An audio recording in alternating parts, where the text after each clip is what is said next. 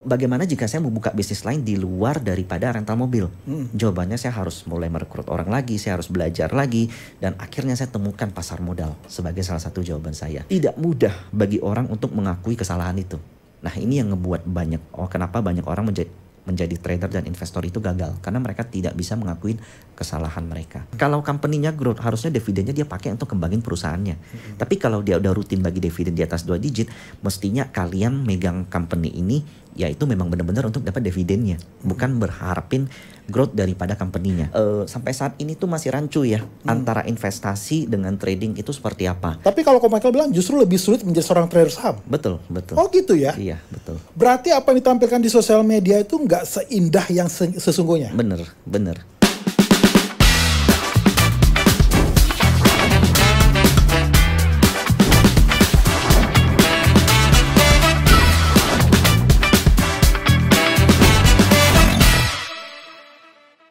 Oke, selamat datang di The Fit Post Show.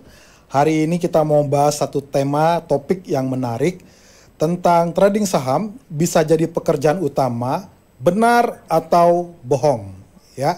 Jadi hari ini tamu saya adalah orang yang sangat tepat untuk membahas ini, dan tanpa berlama-lama langsung kita sapa Michael Yo. Halo Pak Firman. Ya, selamat datang Ko Michael. Siap. Terima kasih. Kapan datang ke Jakarta nih? Baru Pak, kemarin. Baru kemarin ya? Oke. Ko Michael, ini adalah tema yang paling cocok ya untuk membahas ini. Nah, sering sekali trading saham tuh orang berpikir main saham. Ya. Nah, tapi hari ini kita mau bahas bahwa trading saham bukan cuma mainan, tetapi bisa menjadi profesi. Nah, mitos atau fakta nih kok? Aku bisa katakan jika menjadi seorang trader saham itu bisa menjadi profesi, itu adalah fakta, tapi tidak semua orang Pak Firman. Mungkin persentasenya itu hanya kecil karena trading itu memerlukan fokus yang jauh lebih tinggi dari pekerjaan biasa. Oke. Nah, Ko Michael sendiri bisa ceritakan udah berapa lama menjadi seorang trader? Kalau saya mulai punya account di rekening saham itu tahun 2011 Pak Firman. 2011? Ya, 2011-2012 saya agak lupa. Mungkin kalau di sekarang sekitar 13 tahun. 13 tahun? Ya, dan awalnya itu bolak-balik doang Pak Firman. Beli jual rugi. Jual beli untung. Jadi kalau aku kalkulasi 1, 2, 3, 4 tahun itu kurang lebih hasilnya sama BOP. Nah, barulah di tahun ke-5, 6, 7 baru aku bisa meningkatkan equity. Nah, pada intinya aku menemukan suatu fakta bahwa investasi ataupun trading itu pada intinya itu meningkatkan jumlah equity. Bagaimana meningkatkan modal kita. Jadi sampai saat ini tuh masih rancu ya antara investasi dengan trading itu seperti apa. Nah, saya bisa katakan bahwa market itu berubah setiap saat. Setiap tahun saham yang naik, saham yang rally, company apa yang mendapat keuntungan, company apa yang growth-nya paling bagus, company apa yang paling sustain, itu tiap tahun tuh berbeda. Jadi setiap metode itu harus di-adjust setiap tahun. Oke. Jadi sebenarnya ini bisa jadi profesi dan itu udah dibuktikan oleh Ko Michael ya? Ya. Oke, berarti tadi diinformasikan tadi 3-4 tahun, 5 tahun tuh masih coba-coba. Masih coba-coba, yes. Nah, baru sesudah itu baru bisa sampai sekarang. Yes. Karena kalau kita mau lihat sebagai profesional trader itu nggak banyak. Nggak banyak, betul. Salah satu yang cukup terkenal punya nama adalah Ko Michael. Ya, makasih udah berkunjung ke acara di Transvision. Nah, semakin banyak sekarang kok orang kehilangan pekerjaan. Dan kita lihat banyak sekarang perusahaan juga pada tutup ya. Dan itu dampaknya juga ke depan saya melihat dengan perang dagang dan lain-lain. Sepertinya ini adalah sesuatu yang topik ini yang bisa dijadikan referensi. Kalau seandainya orang kehilangan pekerjaan, mereka bisa nggak jadi banting setir menjadi seorang trader saham? Nah, kira-kira menurut Ko Michael, kira-kira apa yang membuat orang takut untuk menjadi seorang trader saham atau menjadikan ini sebagai profesi, trading for living, istilahnya kerennya begitu? Karena yang mereka lihat itu hanya di media sosial. Agak sedikit mengecewakan bagi saya. Karena kebanyakan trader, kebanyakan investor, baik itu di capital market maupun di cryptocurrency, itu yang ditampilkan itu adalah kemewahan. Dan ditampilkan itu profitnya doang. Setuju. Yang ditampilkan itu bahwa seolah trader itu di komputer, di mana aja, kemudian kamu jadi kaya, kemudian kamu jadi kemudian bisa dapat financial freedom seperti itu, Pak Firman. Pada faktanya yang saya temukan, saya juga seorang pengusaha transportasi di bidang perkapalan. Saya juga pengusaha di bidang, saya juga punya usaha di bidang transportasi darat, penyewaan mobil. Dengan kedua pengurusan perusahaan itu, dengan saya menjadi seorang investor di pasar modal, mana yang tingkat stresnya jauh lebih rendah? Mana kok? Yang di bisnis nyata. Jadi di bisnis? Di bisnis nyata. Oke. Jadi menjadi seorang trader saham itu nggak, bagiku itu bukan seperti yang ditampilkan di media sosial pada umumnya. Penuh perjuangan, penuh air mata, penuh emosi yang terkuras, dan nggak semua orang bisa terima pressure itu. Nah, ini menarik nih, karena yang sering kita lihat di sosial media itu kan mendapatkan 1% per hari itu mudah. Lalu katanya kalau misalnya kita menjadi seorang investor saham atau trader saham itu beda dengan kalau kita punya perusahaan. Perusahaan mesti mikirin banyak karyawan mesti mikirin terkait tetek bengeknya lah. Nah, tapi kalau Michael bilang justru lebih sulit menjadi seorang trader saham. Betul, betul. Oh gitu ya? Iya, betul. Berarti apa yang ditampilkan di sosial media itu nggak seindah yang sesungguhnya? Bener. Nah, bisa dijelaskan lebih detail seperti apa yang dimaksud oleh Michael bahwa ini sebenarnya lebih sulit dibanding dengan pemilik perusahaan? Oke, jadi di dalam dunia real, omset kita yang ngatur. Kita mau jual di harga berapa, kita yang ngatur. Kita ngikutin pesaing kita. Nah, tapi kalau di dunia market, kita tuh nggak bisa ngatur bisnis kita seperti apa. Kita hanya bisa mengikuti emosi yang terjadi di market. Kita suka banget sama satu saham, kemudian analisa kita salah. Kalau kita masih ngotot mempertahankan saham ini, habis uang kita, Pak. Banyak kasus di tahun-tahun COVID yang ini saya sebut sahamnya nggak apa-apa kali ya. Iya, nggak apa-apa. Nah, banyak orang yang masih berkutat di saham farmasi, Inaf dan KF. Masih banyak juga orang yang berkutat di saham konstruksi kita. Nah, ketika kita salah terhadap pemilihan saham kita, tidak mudah bagi orang untuk mengakui kesalahan itu. Nah, ini yang ngebuat kenapa banyak orang menjadi trader dan investor itu gagal. Karena mereka tidak bisa mengakui kesalahan mereka. Nah, kalau kita di bisnis, let's say ambil contoh. Kita punya bisnis, kita diriin salah. Kita masih bisa cari caranya. Mungkin kalau sepi omset, mungkin naikin marketing. Atau mungkin turunin harga. Atau kita mungkin bisa pindah lokasi, cara jualannya yang diubah. Nah, tapi kalau saham kita udah salah pilih, harus gimana? Jawabannya kita harus akuin kesalahan kita, kemudian kita analisa ulang, cari company lain. Dan itu tidak mudah untuk dilakukan. Nah, lebih ke bagaimana kita ngatur emosi dan ngakui kesalahan. Karena ketika kita berinvestasi, kita pasti salah. Nah, kita cuma harus pastiin setiap kesalahan kita itu tidak lebih besar biayanya daripada tingkat keuntungan yang akan kita dapatkan.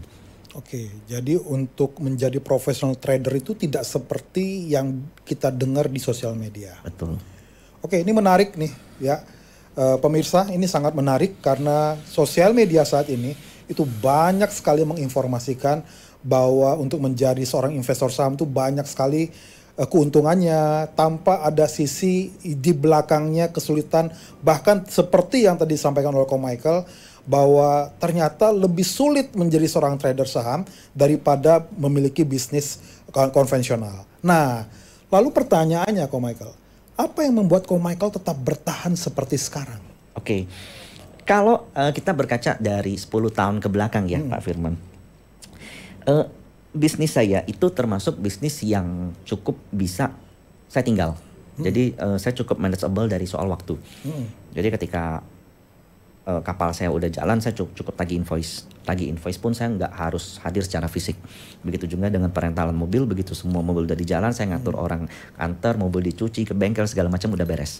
Nah, kemudian saya berpikir, waktu itu saya punya niat untuk buka toko. Jadi saya pengen punya satu tempat di mana itu tempat menjadi one stop solution untuk kebutuhan soal kendaraan mobil. Jadi orang mau ganti ban, cuci mobil, jualan spare part.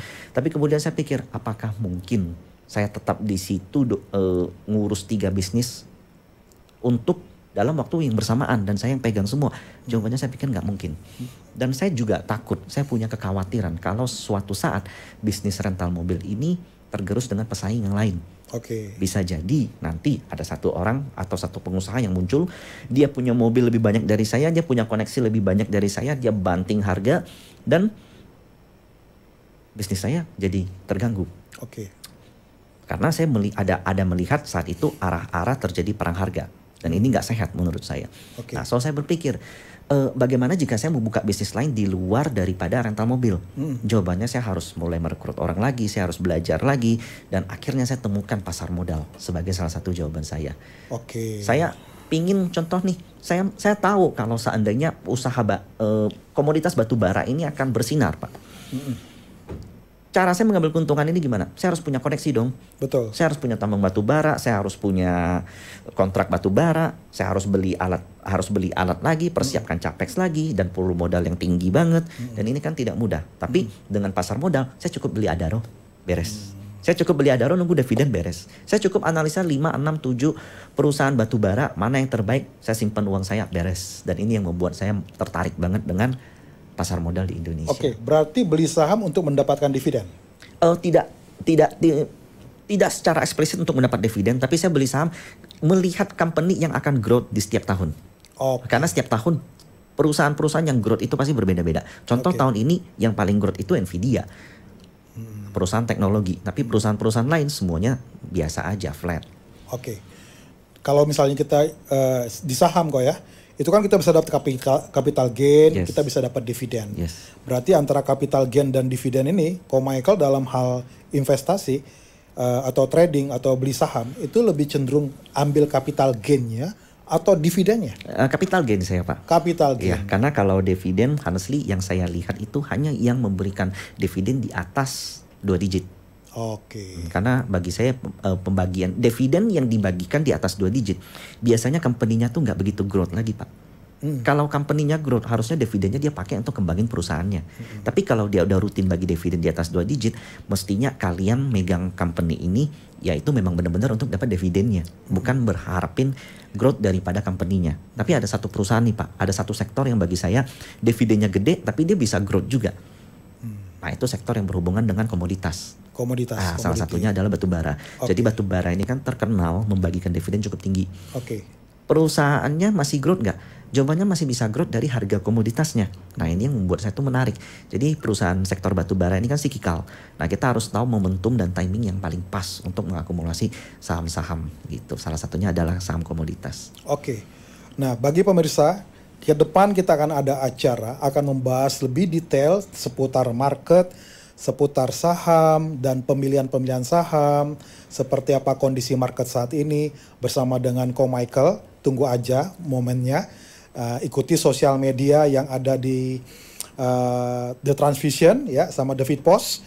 Nah, tetapi satu yang mesti diketahui bahwa kalau kita investasi saham atau trading di saham, itu sering sekali juga kita tahu bahwa kita punya ada resiko di dalamnya, yaitu kerugian. Nah, pertanyaannya Ko Michael, bahwa ada trader yang bisa cuan sampai ratusan juta per bulan, bahkan miliaran ya. Nah, tetapi ada juga yang rugi habis-habisan, bahkan tuh dalam satu malam gitu. Nah, kenapa ini bisa beda jauh kok? Kalau saya perhatiin ya, sebenarnya tuh bukan faktor yang menentukan seorang bisa sukses atau tidak. Itu terkadang tuh bukan cuma skill, Pak. Bahkan orang yang punya skill tinggi banget itu bisa juga rugi besar juga. Nah, itu kembali lagi satu ada faktor luck juga di market. Terus yang kedua, yang paling penting itu sebenarnya bukan rugi berapa ratus juta, cuan berapa miliar, bukan itu, Pak. Tapi ketika kita di market, kita bisa nggak ngejaga modal kita? Itu yang paling penting. Jangan sampai modal kita habis. Karena tujuan kita itu kan meningkatkan modal, bukan cuannya, Pak. Jadi sometimes saya pernah dalam kondisi saya trading 8 bulan tuh nggak ada hasil. Kemudian di dalam 1 bulan di akhir tahun itu equity saya meningkat hampir 2 kali lipat. Nah, jadi yang saya perhatikan itu saat ini itu bukan ruginya berapa, lossnya berapa. Saya baru rugi 500 juta minggu lalu, Pak. 500 juta. Dan itu bukan besar dan bukan masalah besar dan ruginya, tapi seberapa manageable rugi itu. Nah, itu yang penting, Pak. Jadi yang saya perhatikan dari setiap trader itu mungkin ada yang cuan 1M, tapi bulan depan dia rugi 2M. Nah, yang kita perlukan itu adalah bagaimana memanage antara profit dan rugi. Jadi Itu yang paling fokusnya adalah pada peningkatan atau penambahan equity ya. betul. Jadi salah kalau misalnya mereka hanya melihat dari cuan-cuannya. Cuannya betul. Oke. Cuannya dan ruginya itu salah. Mungkin ada orang yang ngepost dia rugi 200 juta, 300 juta. Wah, ini gagal nih orang, atau mungkin kayak wah ini hancur nih pasar modal, padahal bulan lalu dia profit 1 miliar, mana kita tahu. Gitu. Jadi kita jangan fokus ke saya bisa profit sekian, saya bisa loss sekian. Tapi dalam 1 tahun kamu ngincar target pertumbuhan equity-mu berapa persen sih? 1 bulan berapa persen sih? Nah, itu yang penting. Oke. Nah, pertanyaannya kalau seandainya ada masyarakat di sini yang misalnya ingin hidup dari sebagai seorang trader, kira-kira berapa modal yang dia butuhkan untuk dia bisa hidup dari trading kok? Ini tergantung dari nilai yang berapa kita perlukan. Nah, tapi Keluaran per bulannya berapa, kebutuhannya berapa per betul. bulan? Tapi kalau saya katakan kalau batas minimum untuk buka RDN kan 100.000 Pak ya. Iya. Ya kita beggar cuma dapat 100.000, dapat 1 mangkok bakso Pak, 2 lah mangkok baksonya. Iya, Kalau iya. jumbo nggak dapet tuh Pak. Iya. 10 juta kita let's say beggar bisa dapat 10 juta juga. Yang beli motor 1 nggak cukup juga Pak. Betul. Kalau 100 juta beggar, 100 juta ya mungkin bisa lah Pak. 100 juta. Iya. 100 juta ya? 100 juta bisa lah Oke, Pak. Karena cara mendapatkan uang dari 100 ribu, 1 juta, 10 juta itu mungkin hampir semua orang bisa. Oke. Begitu udah menyentuh 100 juta ke 1 miliar, itu cara nyari duitnya tuh beda lagi Pak. Cara tradingnya beda lagi? Ya beda lagi. Di atas 1 miliar itu Bapak untuk menggulungnya itu udah harus dari investasi Pak. Oke. Jadi berbeda ya? Berbeda benar. Pada angka-angka tertentu berbeda. Jadi kalau misalnya dari 10 ke 100, 100 ke 1M, Yes, benar. 1M ke 10M ke 100M beda-beda. Benar. Oke. Karena ini berdasarkan data Pak ya. Ya. Jumlah tabungan warga Indonesia yang punya minimal 100 juta itu hanya 1%. 1%? 1% di seluruh Indonesia. Jadi kan kita punya masyarakat 280 juta. Nah, Berarti itu hanya sekitar 28 juta. 2,8 juta yang punya 100 juta. Nah, sementara di Amerika itu yang punya uang 1 juta dolar, which is itu saat ini 15 miliar, itu juga 1% Pak. Jadi kita dengan Amerika itu selisihnya 10 kali lipat. jauh ya. Jauhnya, ya. Nah, itu alasan kita harus mikirkan strategi. Mungkin 100 juta pertama kamu gimana? 1 miliar pertama kamu gimana? Nah, saya bisa katakan at some point itu kamu bakal sadar kalau hanya dengan kerja kamu nggak akan bisa mencapai di satu titik level tertentu. Nah, contoh, mungkin dengan kerja kita masih bisa menjadi seorang HNWI, High Network Individual, which is itu nilainya 1 juta dolar, 15 miliar. Tapi dari HNWI menuju Ultra High Network Individual itu kurang lebih 150 miliar atau 10 kali lipat. Dengan kerja nggak mungkin cukup Pak. Karena contoh untuk menjadi HNWI rata-rata orang itu di usia 40 sampai berdasarkan data ya, HNWI itu kurang lebih orang capai di usia 40 sampai 45 tahun. Oke. Dia punya 15 miliar. 40 tahun Pak. Kalau kita mampu konsisten cari duit 15 miliar lagi, 45 tahun ke depan, kita udah 90, belum tentu masih hidup Pak. Oke. Nah, jadi kita mesti mikirin gimana cara melipatkan equity kita, dan which is di satu titik itu nggak bisa dengan kerja doang Pak. Oke. Gitu. Jadi salah satunya memang harus dengan investasi. Yes. Oke, sekarang pertanyaannya Ko Michael, mungkin banyak pemirsa di sini yang mereka kurang tahu ya perbedaan antara trading saham dengan investasi saham tuh, perbedaan sebenarnya tuh apa kok? Pada intinya kalau saya katakan metode atau time frame itu sebenarnya nggak cocok. Kalau dulu banyak yang mengatakan seperti ini Pak. Ketika saya beli saham, saya jualnya besok, itu saya trading. Oke. Nah, ada yang bilang ketika saya beli satu saham, saya simpan sampai 1 tahun, itu investasi. Oke. Nah, padahal saat ini saya juga banyak melihat orang berinvestasi 3 bulan dia udah jual. 3 bulan udah jual. Nah, itu seorang fund manager tuh Pak. Ah, Ternyata dia ngincer momentum, dia ngincer momen dividen, dia ngincer momen corporate action, itu padahal dia berinvestasi, bukan trading. Oke. Nah, so saya bisa katakan saat ini time frame itu nggak bisa dijustifikasi. Karena kalau dulu orang investasi mungkin kita katakanlah di atas 5 tahun baru dikatakan investasi. Saat ini investasi fundamental itu semakin lama time frame-nya semakin pendek. Kenapa? Semakin pendek. Semakin pendek. Karena yang terjadi di era global, yang terjadi di internal kita, Indonesia itu ekonomi itu berubah dengan amat cepat Pak, amat dinamis. Nah sehingga kalau kita punya view terlalu jauh, itu terkadang banyak hal yang, banyak uncertainty yang nggak bisa kita tebak. Nah sehingga saya bisa katakan saat ini apa itu beda investasi dan trading adalah tujuan awal.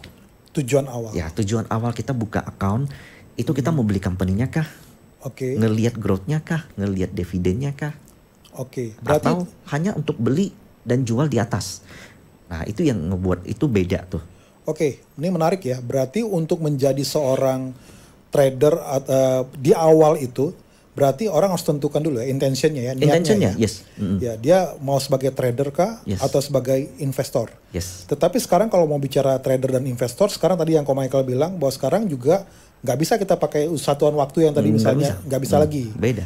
Berarti target utamanya berarti yield ya, keuntungan, target keuntungan ya. Yes. Dia bisa memanfaatkan momentum di sana, dia bisa memanfaatkan tentang berita atau apapun di sana dan itu sah-sah saja. Sah-sah saja. Oke, nah berarti pertanyaannya dengan kondisi seperti itu, apakah trading ini bisa dijadikan pekerjaan utama nggak? Pekerjaan utama yang stabil nggak kok? Setiap orang yang datang sama saya bilang dia ingin trading for living, Ya, 99,99% saya jawab no. Karena bagi Menarik deh. ya, karena kalau semua orang melakukan trading for living, gimana sektor real kita? Itu satu. Oke. Nah, yang kedua, saya mengalami asam garam dari trading, dari kehidupan trading itu sampai di tahun kelima baru saya bisa konsisten. Saat ini saya lihat banyak sekali Pak yang bisa konsisten di bawah itu. Makanya saya cukup senang bahwa ternyata mungkin literasi finansial kita tuh udah semakin meningkat kalau dibanding tahun-tahun lalu. Oke. Cuman memang market kita dinamis, tidak mudah. Tidak, makin susah diprediksi, makin susah mendapat kestabilan. Nah, itu yang alasan bagi saya don't put all your eggs in one basket. Itu saya setuju banget. Nah, kalau semua uang kalian punya skill yang mungkin bisa dipakai di company apa. Kalian mungkin bisa jadi dokter, kalian mungkin bisa jadi seorang marketer handal, mungkin kalian jago jualan, jadi sales jago, atau kalian jago masak, kalian tinggalkan itu untuk market. Sayang banget loh Pak. Karena kita trading, kita berinvestasi itu kita menukarkan waktu kita menukarkan uang kita dengan waktu. Nah, kenapa kita harus mengorbankan waktu kita untuk uang? Itu kebalikan kan, jangan salah gitu. Kecuali memang dalam perjalanan trading kamu itu udah nilainya itu jauh-jauh di atas daripada yang bisa kamu hasilkan dari sektor real. Nah, itu sah-sah saja. Oke. Berarti dengan kata lain bahwa pekerjaan utama jangan ditinggalkan. Jangan ditinggalkan. Oke, jadi berarti posisi sebagai trader itu sebagai sampingan? Sebagai sampingan menurut saya. Sebagai sampingan? Hanya ketika kamu pendapatan dari trading kamu konsisten dan jauh melebihi sektor real kamu. Dari usaha sektor real kamu. Kalau memang kamu saat ini sebagai contoh, kamu karyawan swasta, kamu karyawan BUMN, atau kamu mungkin staf kantor, atau kamu seorang sales, itunya jangan ditinggalkan. Karena berinvestasi memangnya harus ninggalin salesnya, enggak kan? Ya kan? Saya jadi pengusaha franchise, saya buka toko, saya harus untuk menjadi seorang trader saham saya harus tutup toko saya, enggak kan? Nah, justru investasi ya pasar modal diciptakan untuk orang yang nggak punya waktu sebenarnya. Ya. Apalagi sekarang ada aplikasi ya. Ada aplikasi di mana-mana kita bisa lihat berita, di mana-mana kita bisa eksekusi pembelian kita. Ya. Jadi saat ini tuh udah semakin mudah untuk menukarkan waktu dengan investasi. Nah, menukarkan uang kita dengan waktu, jangan dibalik. Semua waktu kita hanya untuk di pasar modal, itu menurut saya salah kaprah. Oke, apalagi dengan kondisi seperti sekarang, kondisi ekonomi seperti sekarang, sepertinya untuk menjadi seorang full time trader itu realistis nggak kok? Tergantung dari pengalaman orang ini di market seperti apa. Oke, berarti kalau untuk pemula bisa tapi butuh waktu ya? Bisa perlu waktu. Bisa tapi butuh waktu. Karena seorang trader itu bukan trading for living itu bukan artinya setiap hari trading loh Pak. Trading for living itu artinya harus tahu kapan kamu ngegas, kapan kamu ngerem. Biasa aja, kapan kamu ngerem. Ada saatnya seorang trader itu harus tarik semua duitnya, diem loh Pak. Nah, ini yang susah kan bagi seorang trader kan, trader pemula terutama. Punya uang 100 juta, maunya harus belanja nih 100 juta. Bukan cuma 100 juta Pak, harus sampai 200 juta bahkan. Nah, sementara kalau trader profesional yang saya temukan banyak di teman-teman saya, dia punya 100 juta atau kita lihat mereka punya 10 miliar deh. Saatnya market lagi jelek, 1 miliar aja mereka belanja nggak ada Pak. Banyak justru orang kalau misalnya market lagi jelek atau enggak, pokoknya ada posisi cash di RDN. Wow, max buy, all in buy gitu. Itu yang membedakan profesional trader atau bukan. Ya benar. Bukan masalah emitennya, bukan masalah momentum masuknya. Momentum masuk mah, ya sebenarnya ada satu riset Pak. Riset ini diadakan di Amerika, lucu. Jadi seorang monyet disuruh pencet buy and sell Pak. Returnnya lebih tinggi daripada hedge fund Pak. Jadi sebenarnya di dalam market itu terkadang tuh ada faktor luck. Sepinter-pinternya kita, sometimes kita bisa salah juga. Nah sebodoh-bodohnya kita, sesalah-salahnya kita, sometimes itu jackpotnya kita. Nah yang harus kita lakukan kan sekarang ya kita harus tahu emosi kita ditempatkan seperti apa, resikonya seperti apa gitu. Karena untuk menjadi seorang trader atau seorang investor, dia harus tahu bahwa ada resiko. Sehebat-hebat apapun dia, ada resiko berarti kok ya. Itu yang nggak dimiliki seorang monyet kan. Masa kita salah sama monyet sih? Ya kita harus bisa ngukur resiko kita. Oke. Nah sekarang kan banyak tuh ya, Ko Michael, saya perhatikan ada istilah kalau saya pokoknya full power, semua dana dimasukin gitu loh. Lalu sebagian ada yang pakai diversifikasi. Nah, Ko Michael lebih setuju pendapat yang mana nih? Begini Pak, sekitar 4 atau 5 tahun lalu saya tuh paling menentang sama yang namanya sifat all in. Itu satu. Karena bagi saya ketika kita punya uang 1 miliar contoh, kita masukin uang 1 miliar ke market, itu minus 10% pasti kita udah bergetar. Karena itu yang terjadi di saya. Minus 20% saya pun udah gak kuat emosi saya. Tapi saya ngelihat ternyata banyak juga yang berhasil Pak. Banyak juga yang ternyata berhasil dengan cara seperti itu. Mereka punya, yang ngebuat saya sadar akan hal ini tuh apa? Mental dan conviction atau keyakinan setiap orang itu berbeda-beda. Nah, saya tuh lahir dari kota kecil, di mana saya nggak punya akses terhadap emiten-emiten, saya nggak punya akses juga terhadap company-company, saya jarang site visit, saya nggak pernah yang namanya ikut RUPS, sehingga conviction saya terhadap setiap emiten itu tidak besar. Nah, sehingga saya selalu sampai saat ini melakukan diversifikasi. Tapi apakah cara ini paling benar? Paling cocok untuk saya, iya. Tapi paling benar untuk kalian belum tentu. Berarti dengan kata lain harus disesuaikan dengan tipikal mereka masing-masing ya, pribadi masing-masing ya. Benar. Oke, berarti benar atau tidaknya disesuaikan lagi dengan profilnya mereka. Betul, karena saya begitu. Contoh Pak, saya punya 100 juta, saya all in di market club. Kemudian habis uangnya, sisa 50 juta contoh. Boleh nggak? Boleh kalau seandainya net worth saya 2 miliar, 1 miliar, 100 juta mah nggak ada apa-apanya. Betul. Nah, tapi ada orang yang 100 juta, bahkan itu bukan uang dia. Nah itu yang berbahaya banget. Kenapa sih semua uang kalian, bahkan bukan uang kalian, harus kalian tumpahkan semua ke market? Jawabannya kan pasti satu, takut nggak jadi kaya, takut ketinggalan sama orang lain. Nah itu kan yang buat kalian hancur. Dan itu selalu menjadi yang membuat market hancur. Itu adalah sifat greedy dari investor-investornya. Dan itu yang harus kalian patahkan, karena hampir bisa saya katakan ini masalah psikologi aja Pak. Nah, kalau kita bicara sebagai trader saham kok atau misalnya investor, itu yang paling harus dipersiapkan sebagai trader pemula itu apa? Pertama, pastikan dana yang kamu masuk itu selalu dengan uang yang udah di luar daripada kamu udah mempersiapkan dana darurat kamu. Biaya hidup kamu at least 1 tahun. Nah setelah itu barulah berinvestasi. Oke, berarti dana dingin ya? Dana dingin. Nah kemudian yang kedua, lower your expectation. Jangan ngelihat orang di bursa saham itu jadi kaya, jadi konglomerat, jadi kaya. Sementara kamu pengen jadi dia. Perjalanan setiap orang berbeda-beda. Ketiga, hargai proses. Nah dengan itu saya yakin pertumbuhan yang slow itu bisa membuat kamu lebih menghargai. Lebih menghargai proses perjalanan kamu. Nah nanti kamu bakal bisa menjadi seorang, baik itu trader ataupun investor, kamu bisa menjadi seorang trader atau investor yang lebih mature, yang bukan yang hari ini cuan gede besoknya habis. Gitu. Jadi jangan terlalu overconfidence. Jangan terlalu overconfidence. Oke. Nah terkait dengan misalnya manajemen risiko, kalau misalnya kita sebagai professional trader, itu apa yang harus mereka persiapkan terkait misalnya dengan saham ya? Ya, kita harus jaga drawdown dari setiap equity kita. Nah, pertanyaan saya begini Pak. Mungkin bagi saya kalau hilang 100 juta, saya udah nggak terima. Karena 100 juta bagi saya mungkin bisa untuk biaya hidup saya 5 bulan, 6 bulan, atau 7 bulan. Nah, mungkin bagi Ko Andre Hakim 100 juta biaya hidup dia 1 hari, nggak ada apa-apanya. Nah, jadi setiap orang itu harus menjaga drawdown dia masing-masing. Karena titik di mana orang mulai ketakutan, titik di mana orang mulai panik, setiap orang itu angkanya beda-beda, Pak. Nah, itu nggak bisa disamakan. Nah, that's why untuk sebagai investor pemula, kalian harus tentukan angka itu. Kalian harus tentukan titik itu. Begitu kalian berinvestasi, contoh dengan uang 100 ribu, 10 juta, 100 juta, 1 miliar, atau bahkan 10 miliar, kalian siap hilang berapa? Jika angka itu terlewat, stop, revisi. Istilahnya toleransi resikonya. Toleransi resiko maksimal berapa? Yang mereka bisa tanggung. Yes. Kalian harus strict, kalian harus seperti apa? Kalau saya katakan aturan yang kalian buat harus kalian hargai.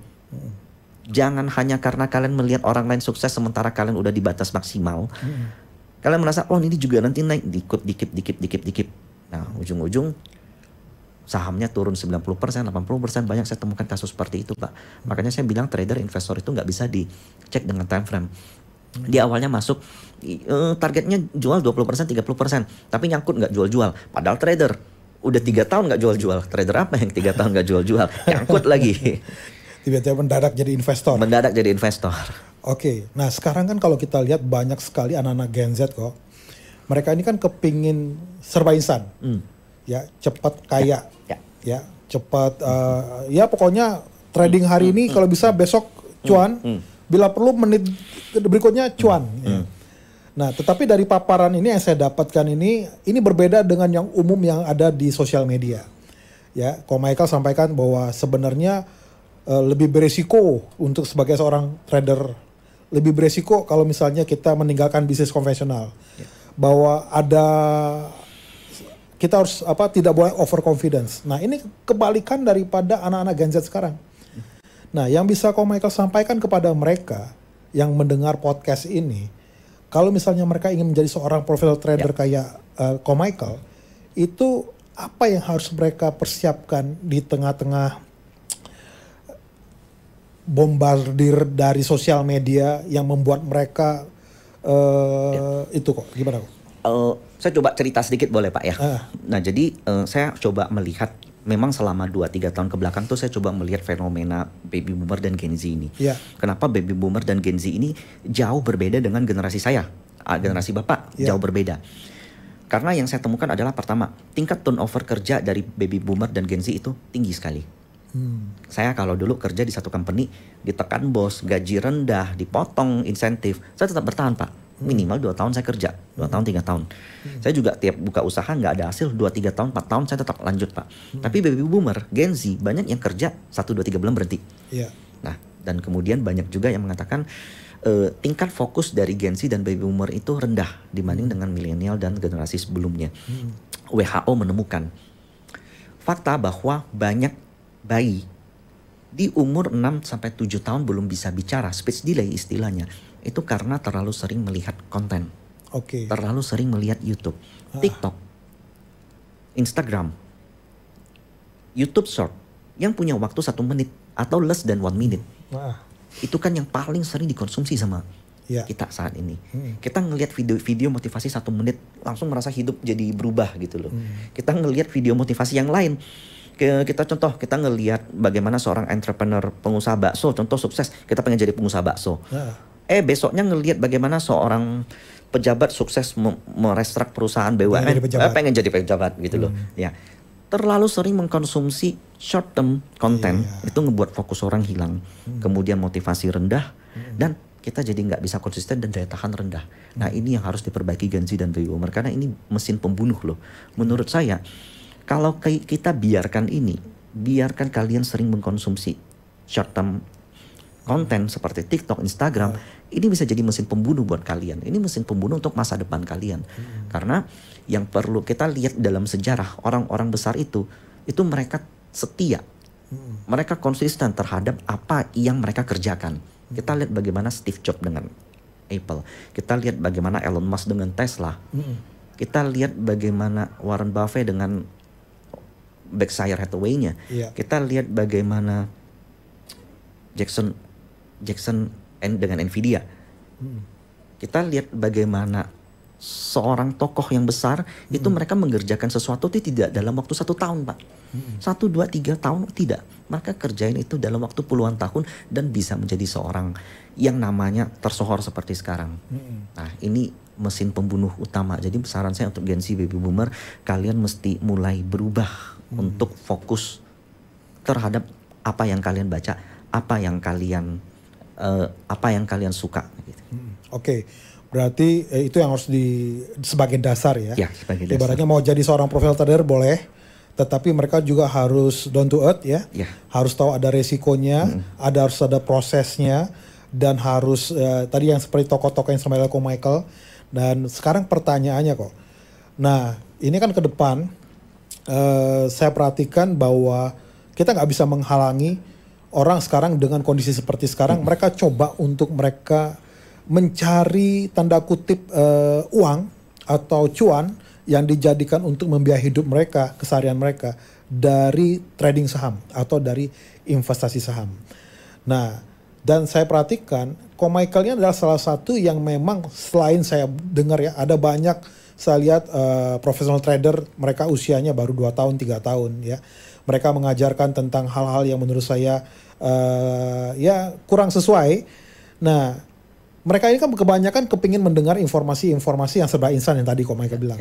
Ada banyak tuh di Reels, di Short ya, lalu ada di Instagram, di Twitter, ada banyak komunitas. Nah itu kan bisa membuat mereka yang tadi gampang terpengaruh dan mereka ngikut. Nah sekarang pertanyaannya, kalau misalnya mereka ingin belajar ya untuk menjadi seorang professional trader, apa poin-poin yang harus mereka pegang sebagai filter nih, supaya mereka bisa atas keputusan sebagai professional trader ini bisa mereka jalani dengan baik? Yang pertama lihat rekam jejak lah, Pak. Ya, rekam jejak dari mungkin saya bukan katakan sosok doang ya, manusia doang, tapi juga media. Kemudian mungkin kayak channel yang kalian ikutin, coba lihat rekam jejaknya dalam 1, 2, 3 tahun ke belakang. Ya at least kalian mesti lihatnya itu dalam 5 tahun ke belakang.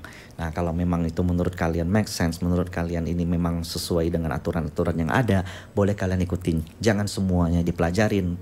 Bruce Lee aja nggak bisa Pak belajar semua jurus Pak. Jadi memang kalian mesti tahu nih mana yang, karena saya percaya hampir semua metode itu ada aja orang sukses Pak di metode itu. Bukan cuma metode, semua bidang. Bahkan pemungut sampah pun ada juga yang sukses kan Pak. Dia gimana? Didaur ulang segala macam. Nah pengusaha sampah aja bisa sukses Pak. Nah makanya kalian mesti lihat contoh yang paling baik.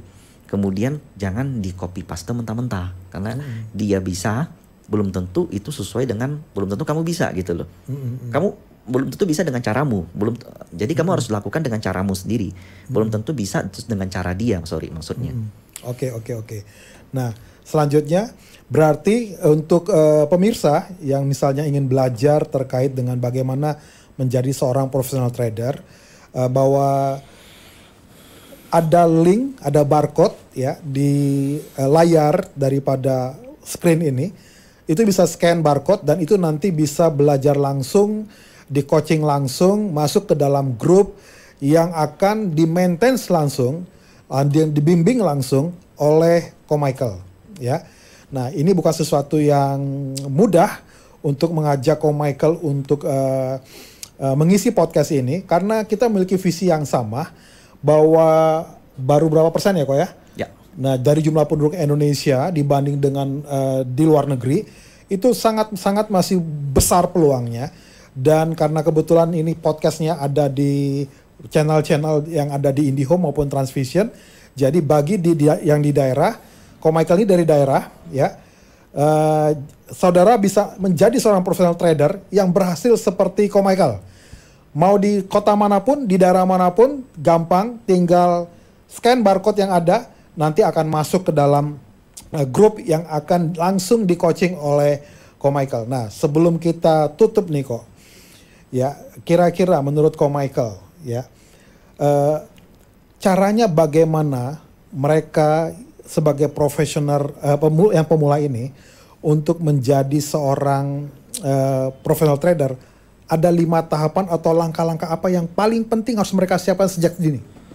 Pertama, basic fundamental kalian tuh harus jelas. Fundamental itu saya katakan persona diri kalian, style kalian itu seperti apa.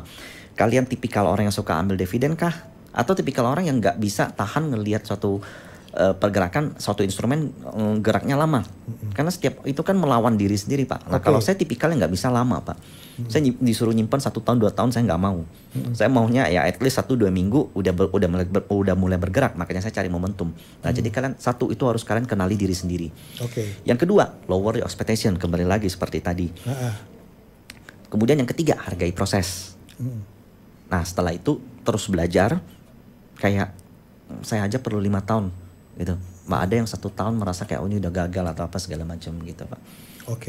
Ya, jadi harus punya strategi, harus tentukan dulu sebagai trader atau sebagai investor gitu ya.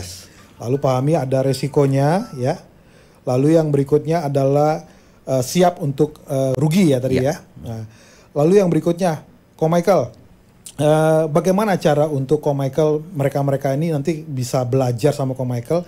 Kira-kira apa sih keuntungannya bergabung ke dalam grup yang akan di coaching sama Ko Michael? Pertama, saya nggak punya kelas nih, Pak Firman. Karena saya tipikal orang yang capek banget nih harus nyiapin materi gitu. Suka-suka saya kadang gitu. Nah, tapi saya pemerhati market yang cukup aktif. Mungkin bisa dikatakan hampir setiap hari saya melihat market. Nah, maka dari itu saya membuat skema ini, menurut saya ini salah satu skema yang terbaik. Nah, di mana kita bisa saling berinteraksi, kita bisa saling diskusi, kita bisa saling sharing idea, kita bisa saling membahas apa yang terjadi di market, yaitu dengan kerjasama dengan salah satunya kerjasama dengan investasiku. Nah, jadi kita gabung di dalam suatu grup via Telegram. Nah, nanti di situ kita bisa diskusi tiap hari dan ini free kok, lifetime. Free lifetime ya, tetapi mereka berarti harus praktek nih ya. Harus praktek ya. Harus praktek, berarti setidaknya mereka buka akun, lalu mereka harus ada dananya di dalam ya. Ada persyaratan nggak? Dananya minimal berapa kok? Kalau di saya minimal 10 juta cukup. Minimal 10 juta. Ada 10 juta, ada yang 200 juta. Nah, kalau yang di 200 juta itu karena dananya lebih gede ya Pak ya, itu kita lebih intens. Nah, kita bisa ngobrolin isi porto kita bisa tanya jawab setiap hari. Pemirsa, jadi ini adalah kesempatan yang langka bagi teman-teman atau pemirsa yang ingin menjadi seorang trader profesional, langsung di coaching seorang professional trader yang udah terbukti, teruji, berapa belas tahun kok? 13 tahun ya. Cukup dengan membuka akun di investasiku, store dananya minimal 10 juta, itu langsung bisa bergabung dan di coaching langsung oleh Ko Michael Yo. Nah, selanjutnya kita bukan hanya mengadakan acara terkait dengan di coaching dalam hal tersebut. Nanti ke depan kita akan ada acara yang sifatnya meet and greet dan kita akan bahas terkait dengan market dan lain-lain di kota-kota yang ke depan kita akan lakukan. Nah, tetapi untuk hari ini cukup pembahasan kita terkait bagaimana menjadi seorang professional trader bersama Ko Michael, dan saksikan, subscribe YouTube Transvision, saksikan acara The Fit Post di channel Seru yang ada di Transvision dan di IndiHome, dan setiap hari Selasa jam 2 siang, atau ikutin download aplikasi Cupmu, nanti ikuti seluruh pembahasan yang ke depan. Kita akan bahas terkait topik-topik bagaimana berinvestasi bersama dengan Michael Yo. Sekian pembahasan hari ini. Makasih Ko Michael. Terima kasih Pak Firman. Sudah jauh-jauh dari Pontianak. Saya berharap nanti ada Ko Michael lain dari berbagai kota, dari seluruh penjuru Indonesia yang akan berhasil seperti Ko Michael. Karena dituntun, dibimbing sama orang yang memang sukses ya. Karena istilahnya orang buta nggak mungkin bisa menuntun orang buta ya kok ya.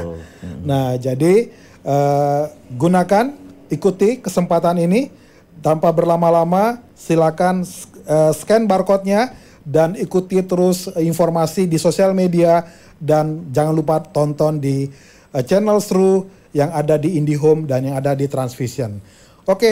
See you, sampai ketemu di acara berikutnya.